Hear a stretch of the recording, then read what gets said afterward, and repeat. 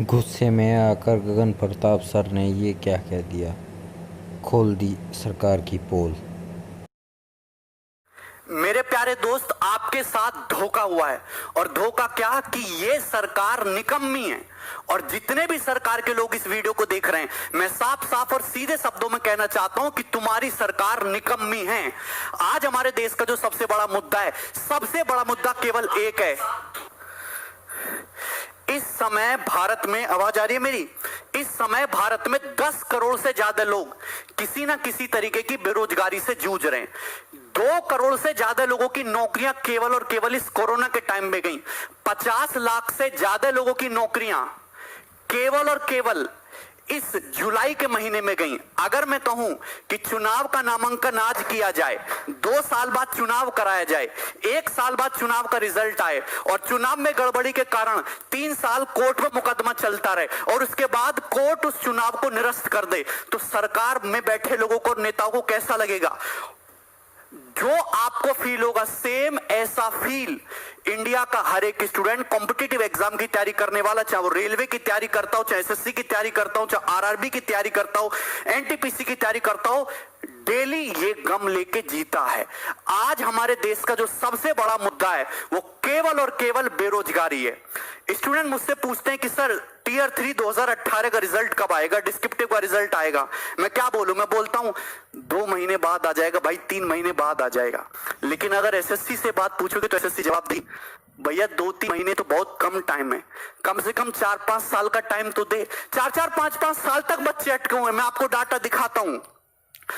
2018 की सीजल की बात करते हैं। नोटिफिकेशन आया मई में 2018 में, मई 2018 में आया। बच्चे ने जनवरी 2018 से तैयारी शुरू किया होगा कम से भी कम। ऑनलाइन एग्जाम जो एप्लीकेशन है वो 5 मई से भरा गया।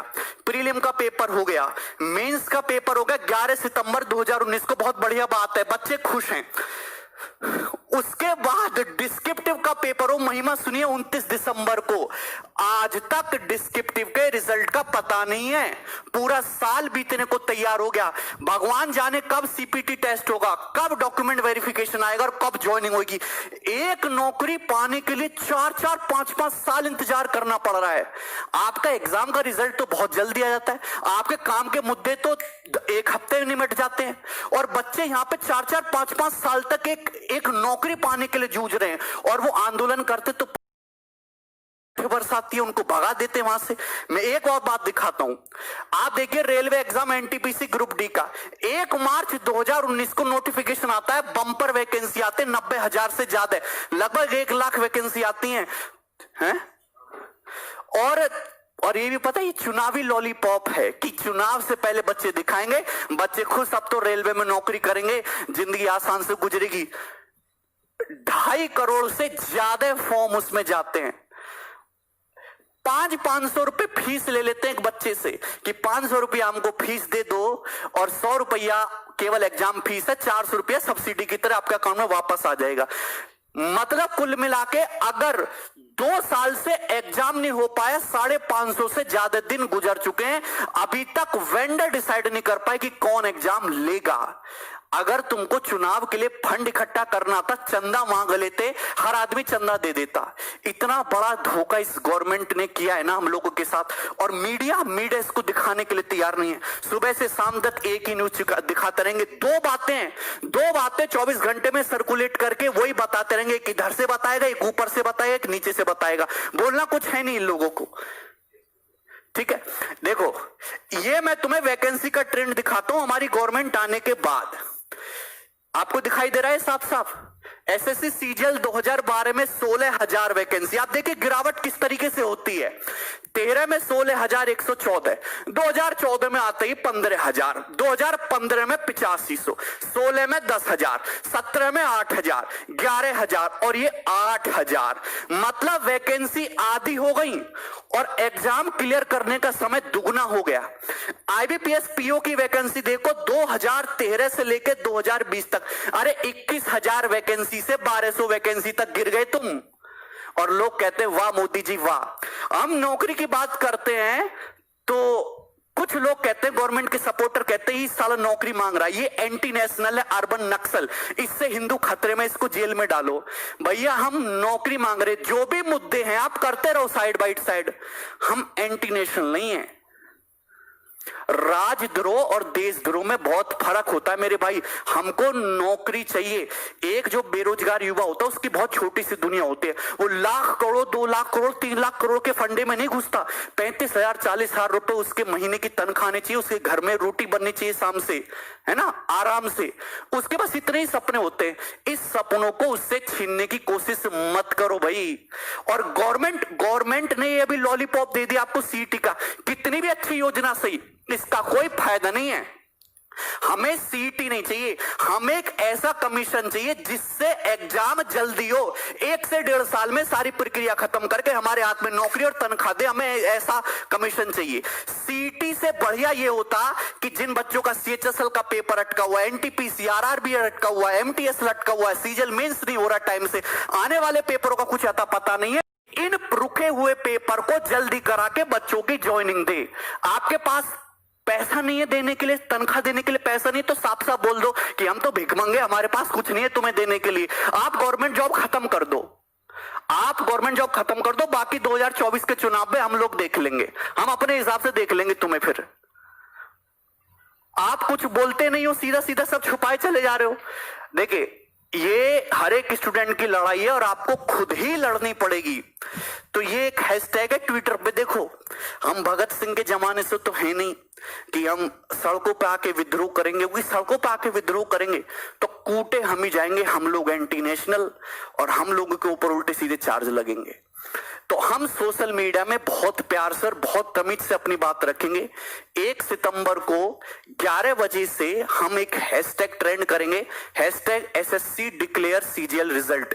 जितने भी स्टूडेंट हैं, सारे के सारे स्टूडेंट, अगर 1 लाख ट्वीट होगा ना, पर डे 15 दिन तक ट्रेंड करेगा। और आप फेसबुक पे, सोशल मीडिया पे आप मेल करो एसएससी को, आप जो भी ऑर्गेनाइजेशन है आप उसको मेल करो, अपने फेसबुक पे शेयर करो, इंस्टाग्राम पे, ट्विटर हैंडल पे, तब जाके कुछ होगा। वरना ये चीजें ऐसी चलती रहेंगी, ये नई नई चीजें आती रहेंगी और बस एग्जाम के टाइम को टाला जाएगा। ठीक है भाई, बस एग्जाम के टाइम को टाला जाएगा और ऐसी कहानी चलती रहेगी आगे तक। ये साल के साल ऐसे ही निकलते जाएंगे और बेरोजगारी का लेवल बढ़ता जाएगा। 10 करोड़ से ज्यादा बेरोजगार हमारे देश में। बहुत सारे लोग आर्ग्यू करते रहे, पॉपुलेशन भी तो बढ़ रहा है, कितना नौकरी देगा सरकार?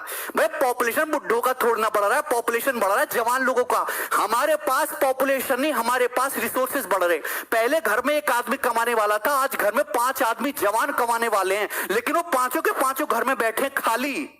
अगर वो आदमी, अगर एक आदमी 50-50 हजार रुपया कमा के लाएगा तो 2.5 लाख रुपया महीने घर में आएगा। आप कहते हो आत्मनिर्भर बनो, आपने छोटे मोटे बेरोजगारों के सारे धंधे खत्म करवा दिए, उल्टी सीधी पॉलिसी ला के। कैसे आत्मनिर्भर बनेंगे? तुम लोग हम पे निर्भर हो, सरकार हम पे निर्भर है और हम आत्मनिर्भर बन जाएं। प्राइवेट नौकरी का पता नहीं, सरकारी नौकरी को तुम खाएगे, 5-5 साल में क्लियर हो रही, अरे 5 साल में भी क्लियर नहीं हो रहा। इस तरीके का हाल देख लो।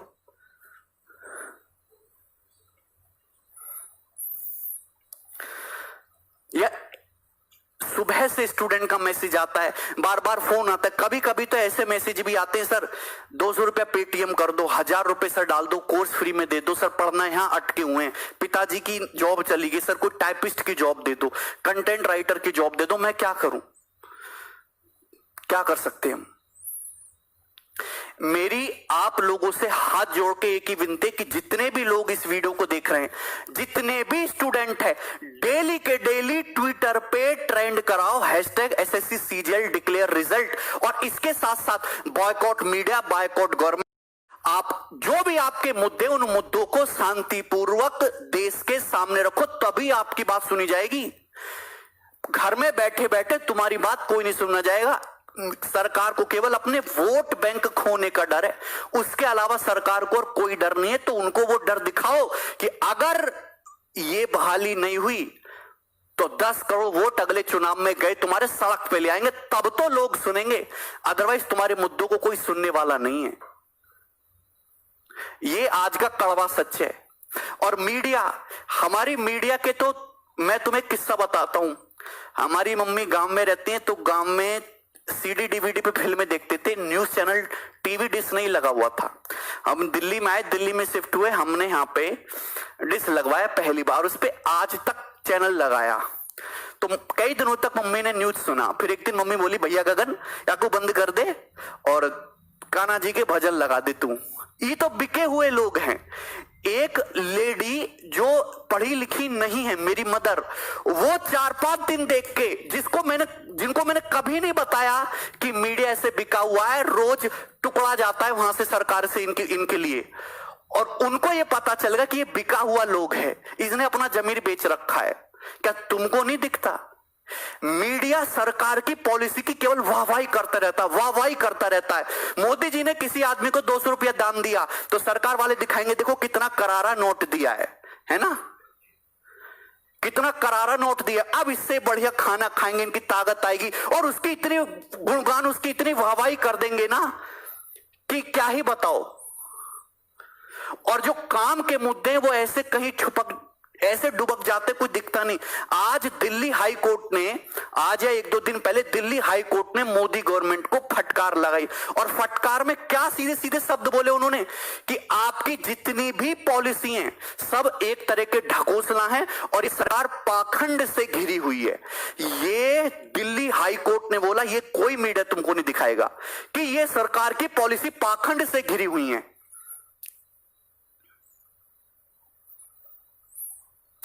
मैं क्या बोल सकता हूं?